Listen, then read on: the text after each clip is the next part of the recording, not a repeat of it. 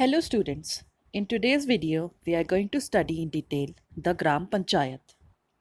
We've already studied that the Gram Sabha is a key factor in making the Gram Panchayat play its role and be responsible for the development and working of the village administration.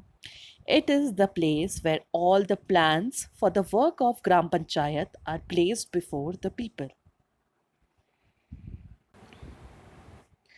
The Gram Panchayat meets regularly, and one of its main tasks is to implement the government programs for all the villages that come under it. So basically, a Panchayat can cover one or more villages.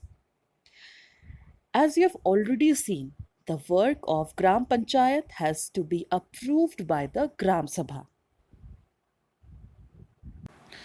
And what exactly is this Gram Sabha?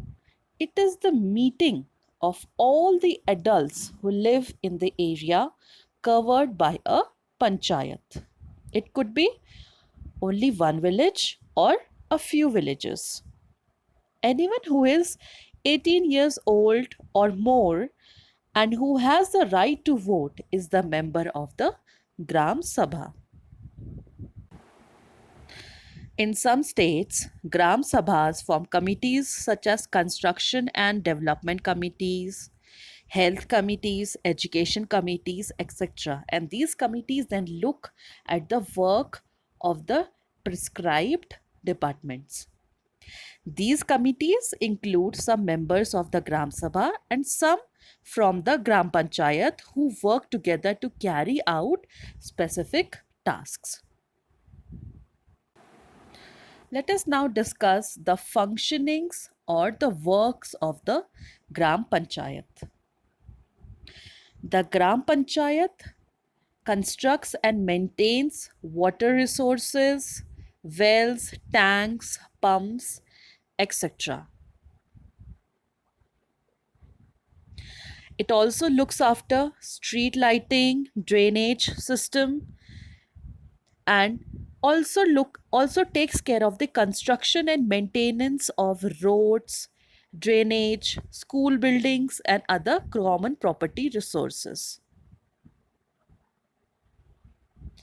It is also responsible for the development of agriculture, primary education, health, and sanitation in the area which it is looking after.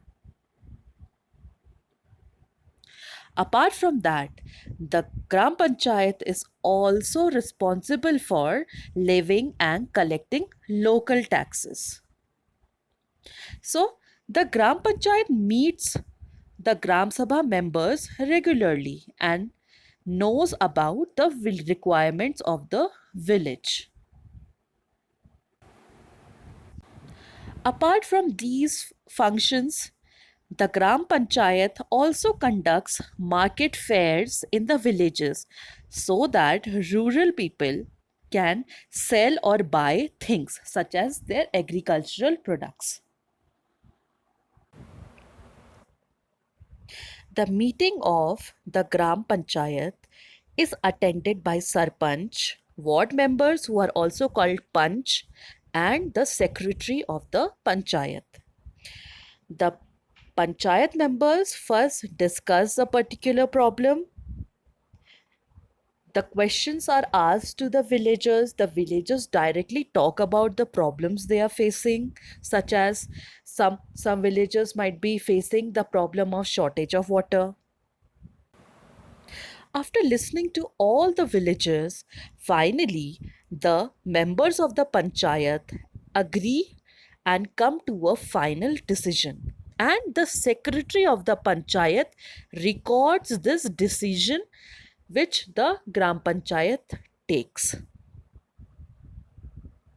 Now we already talked that Gram Panchayat performs various functions.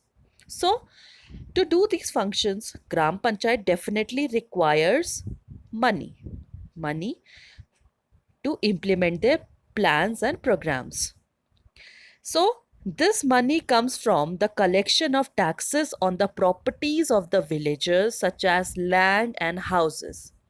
collection of taxes on houses, marketplaces, etc. The government also provides some funds to the Gram Panchayat. The government scheme funds received through various departments of the government through Janpat and Jila Panchayats. Some people also donate to the Gram Panchayat to carry the developmental work of the villages.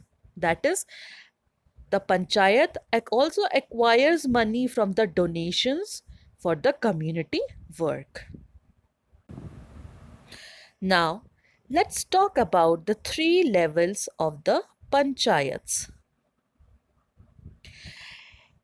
In the examples given in the chapter, we come to the conclusion that the Panchayati Raj system is a process through which people participate in their own government. In the rural areas, the Gram Panchayat is the first tier or first level of the democratic government. The Panch and the Gram Panchayat are answerable to the Gram Sabha because it is the members of the Gram Sabha who elected them.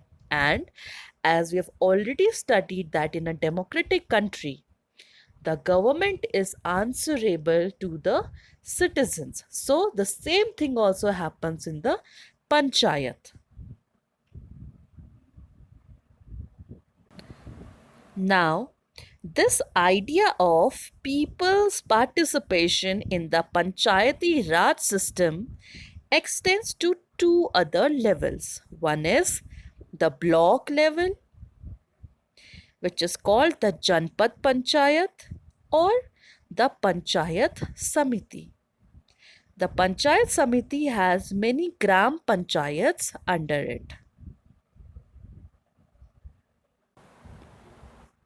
Above the Panchayat Samiti is the District Panchayat or Zilla Parishad. The Zilla Parishad actually makes developmental plans at the district level. With the help of Panchayat Samitis, it also regulates the money distribution among all the Gram Panchayats. Now, the thing is that within the guidelines given by the Constitution of India, each state in India has its own laws, which these laws come under the functioning of the state government with regard to the Panchayat. The idea here is to provide more and more space for people to participate and raise their voices.